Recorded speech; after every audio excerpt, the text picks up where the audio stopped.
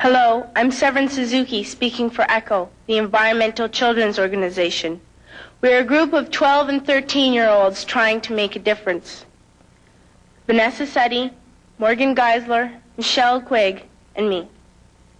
We've raised all the money to come here ourselves, to come 5,000 miles to tell you adults you must change your ways. Coming up here today, I have no hidden agenda. I am fighting for my future. Losing my future is not like losing an election or a few points on the stock market. I am here to speak for all generations to come. I am here to speak on behalf of the starving children around the world whose cries go unheard. I am here to speak for the countless animals dying across this planet because they have nowhere left to go. I am afraid to go out in the sun now because of the holes in our ozone. I am afraid to breathe the air because I don't know what chemicals are in it. I used to go fishing in Vancouver, my home, with my dad, until just a few years ago we found the fish full of cancers. And now we hear of animals and plants going extinct every day, vanishing forever. In my life, I have dreamt of seeing the great herds of wild animals, jungles and rainforests full of birds and butterflies. But now I wonder if they will even exist for my children to see. Did you have to worry of these things when you were my age?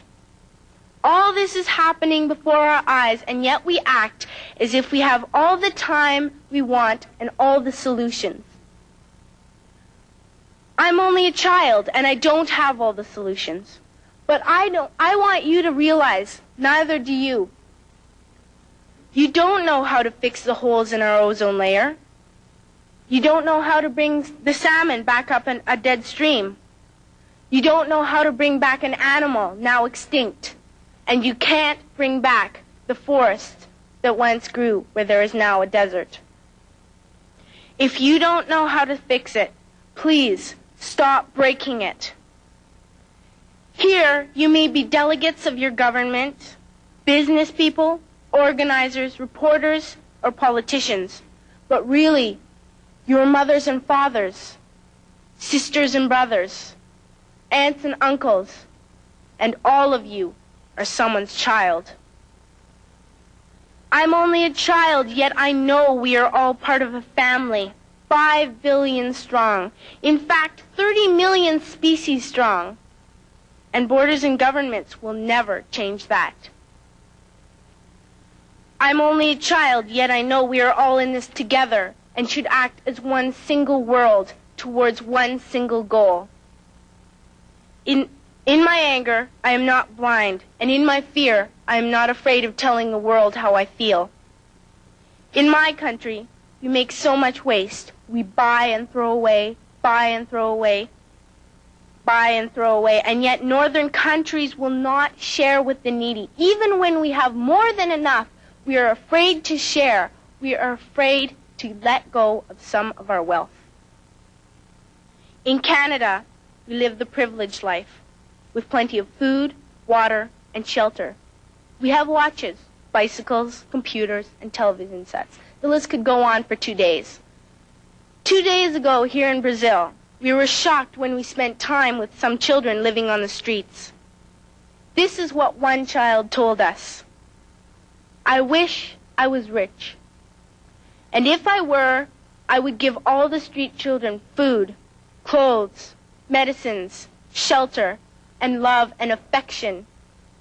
If a child on the streets who has nothing is willing to share, why are we who have everything still so greedy? I can't stop thinking that these are children my own age, that it makes a tremendous difference where you are born. That I could be one of those children living in the favelas of Rio. I could be a child starving in Somalia, or a victim of war in the Middle East, or a beggar in India. I am only a child, yet I know if all the money spent on war was spent on finding environmental answers, ending poverty, and finding treaties, what a wonderful place this earth would be. At school, even in kindergarten, you teach us how to behave in the world.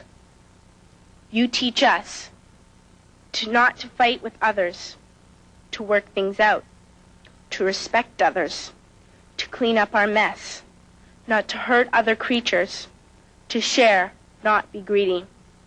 Then why do you go out and do the things you tell us not to do?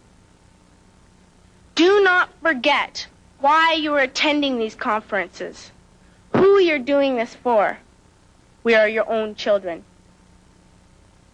You are deciding what kind of a world we are growing up in. Parents should be able to comfort their children by saying, everything's going to be all right. It's not the end of the world, and we're doing the best we can. But I don't think you can say that to us anymore. Are we even on your list of priorities? My dad always says, you are what you do, not what you say.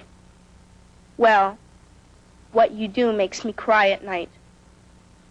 You grown-ups say you love us, but I challenge you, please, make your actions reflect your words. Thank you.